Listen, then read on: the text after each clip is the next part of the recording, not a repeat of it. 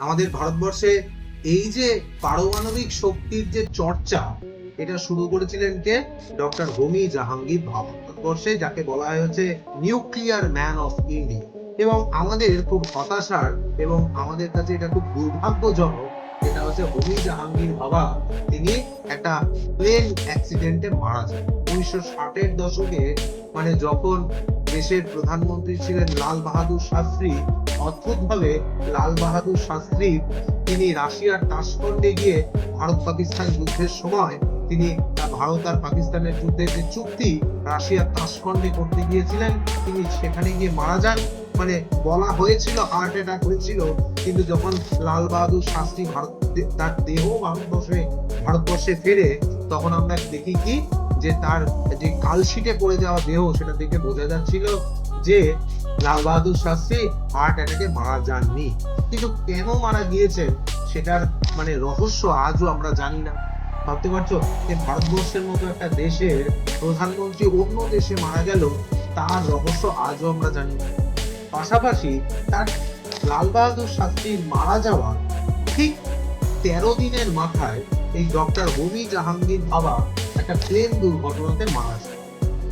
আজকে আমরা বুঝতে পারি এটা কোনো একটা কোইন্সিডেন্স নয়, এটা কোনো একটা আপেক্ষিক ঘটনা নয়। আসলে লাল বাহাদুর শাস্ত্রী এবং ডক্টর হোমি জাহাঙ্গীর ভাবা তারা দুজনেই জানতেন যে হচ্ছে ভারতবর্ষকে পারমাণবিক শক্তি সম্পন্ন একটা দেশে তৈরি করতে হবে। এবং 2004 সালে কনভারসেশন উইথ এ ক্রো বলে একটা বই, সিআইএ এর একটা এজেন্টের সঙ্গে, আমেরিকার যে সিআইএ এজেন্ট রয়েছে তার সঙ্গে আলোচনা করে কনভারসেশন উইথ ক্রো, এই বইতে এই ঘটনাটার ব্যাখ্যা বর্ণনা রয়েছে। অনেকে বলে যে এটা মন করা কাহিনী, কিন্তু পুরোটা মন করা নয়। কারণ হচ্ছে গিয়ে মানে যে সপ্তাহে লাল বাহাদুর শাস্ত্রী মারা গেলেন, সে সপ্তাহেই মানে তার ঠিক দিন 12-13-র মধ্যে ডক্টর হোমি জাহাঙ্গীর ভাবাও ওই দুর্ঘটনায়, প্লেন দুর্ঘটনায় মারা গেলেন। এটা একটু অস্বাভাবিক, কারণ সে সময় হোমি জাহাঙ্গীর ভাবা কি করছিলেন, এই পারমাণবিক যে মানে গবেষণা, মানে পারমাণবিক শক্তি নিয়ে তিনি গবেষণা করছিলেন। তার স্বপ্ন ছিল ভারতবর্ষকে একটা পারমাণবিক শক্তিধর রাষ্ট্রে পরিণত করা।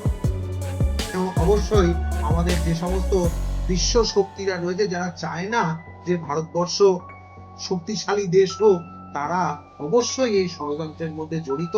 যে তারাই আমাদের মনে হয় এখন যে এই দেশগুলো চায় না যে ভারতবর্ষ স্বনির্ভর হোক, শক্তিশালী হোক, তারাই লাল বাহাদুর শাস্ত্রী এবং হোমি জাহাঙ্গীর ভাবাকে হত্যা করে, ষড়যন্ত্র করে হত্যা করে। ঠিক আছে, কিন্তু এখানেই ভারতবর্ষকে আটকে রাখা সম্ভব হয়নি। তার কারণ তার ঠিক 12 বছরের মধ্যেই ভারতবর্ষ কি করে, তারা তার যে পরবর্তী যে সায়েন্টিস্টরা রয়েছে তারা ভারতবর্ষকে পারমাণবিক শক্তিধর রাষ্ট্রে পরিণত। এবার বিষয়টা হচ্ছে গিয়ে মানে আমরা তো পরমাণু বা ইউরেনিয়ামের ব্যবহার তো শিখলাম, কিন্তু আমরা তখনও মিসাইল ব্যবহার করতে পারিনি। ঠিক আছে, এবার এই মিসাইল ব্যবহারের জন্য তখন আমাদের দেশে অবভিয়াসলি ওয়ান অ্যান্ড অনলি আমাদের কালাম স্যার রয়েছেন, এপিজে আব্দুল কালাম। তিনি আবিষ্কার করলেন হচ্ছে মিসাইল। যে মিসাইলের উপর ভর করে আমরা কি করলাম, এই যে পারমাণবিক ক্ষেপণাস্ত্র, সেটা আমরা অন্য দেশেরকেও মানে ছুটতে, অন্য দেশের প্রতি আক্রমণেও আমরা সক্ষম হলাম। বুঝতে পারছো? তাহলে অবভিয়াসলি আমাদের যে নিউক্লিয়ার ম্যান অফ ইন্ডিয়া হচ্ছে হোমি জাহাঙ্গীর ভাবা, আর হচ্ছে গিয়ে যে missile man of India obviously আমাদের হচ্ছে গিয়ে স্যার এপিজে আব্দুল কালাম। ঠিক আছে, এই দুই বিজ্ঞানীর ভরসায় বা এই দুই বিজ্ঞানীর সেবায় ভারতবর্ষ কিন্তু আজকে একটা অপ্রতিরোধ্য দেশ।